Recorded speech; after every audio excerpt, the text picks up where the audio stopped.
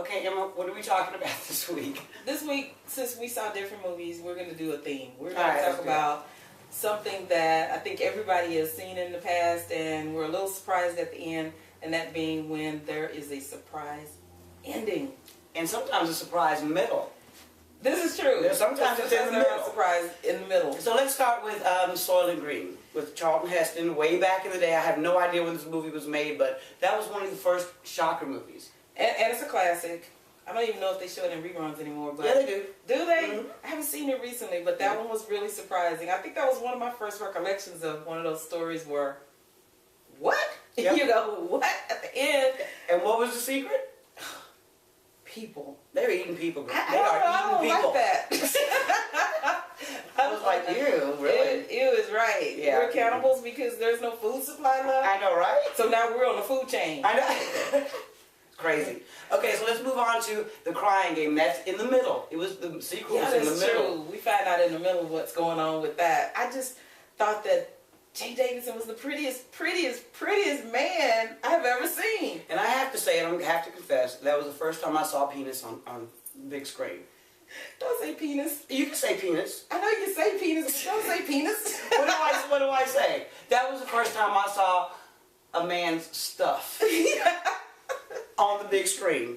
And, you know, big is optional. It's because toolbox. it wasn't, you know, well, okay. Yeah, that's true. Okay, we'll go on to the next thing. All right, we'll talk about The Usual Suspects, because with Kaiser Sose, wow. That was a shock, and still on my top 10 list. That is my favorite. That's true, movie. but remember we were both there, because I had it on my top 10 as that's well. true. That is my favorite movie, but that was a real shocker. I mean, he just made up the whole movie. I know, and it was one of those movies that even though you knew what the secret was, even though you found out how it progressed to Kaiser Sose, you could still watch it over and over. You can watch it again. You can watch it again. Okay, in The Sixth Sense, I found out with Bruce. You know I was sitting there, I was with Bruce, and I was like, oh, we found out together. Let me tell you, I consider myself a reasonably, intelligent young woman. But I felt stupid. I didn't see that coming. No, and they gave you hints throughout the entire film. Yeah, you really should have known before it got to the very final scenes where he's telling you, no, when he found out, I found out. Exactly, that's what I found out with Bruce. We found out together. How could we miss that though? And I feel like a big dumb. That's what I'm saying. I felt like a really idiot because they tell you all through the whole story. They told you on the trailer, they tell you at the beginning. They tell you all the way through. He sees dead people. Duh. Okay, and another M. Night movie, because that was an M. Night movie. Yes, I can't say his whole name. Shyamalan. There you go. Thank you very much. The Village. Yeah. The Village was a surprise. And isn't that one of the first movies that we see Bryce Dallas Howard as, you know, like a leading lady? Because wasn't that I think one so. of her first films? Yeah, I think so. She was convincing as a blind woman. Yeah, she was, and it was the logical choice. Yeah. To send her to go with the medication because she couldn't see the outside world, so it was a logical choice. But that was really kind of trippy for them to be out on it wasn't a game preserve, but some kind of preserve. Like some kind of preserve. It was the Village. We could preserve their stupidity and their ignorance of the world. That was a surprise. That was a surprise. That was but that wasn't one of the ones that I say, okay, I want to see it over and over. Not like The Usual Suspects. No. Okay, so what did you think about The Others? I like The Others. That was a complete surprise. It didn't scare you? It did not scare me. I was not. It wasn't like your traditional ghost story. It just wasn't like I was afraid because I'm like, oh, it's a hunting ghost kind of. I wasn't afraid until the end when I found out they were dead. But they kind of gave you hints in that movie too. Not me. I was dumb. You see, I mean, because they had the pictures of the dead people, and then you saw the dead people walking around, so it's kind of. But you know I'm scary anyway. And then when they go outside, that misty kind of walking around in circles. Oh, sitting in the movie like this. For The Others? Wow. You know how scary I am. There's nothing scary about Nicole Kidman. I know. It was the creepy old people.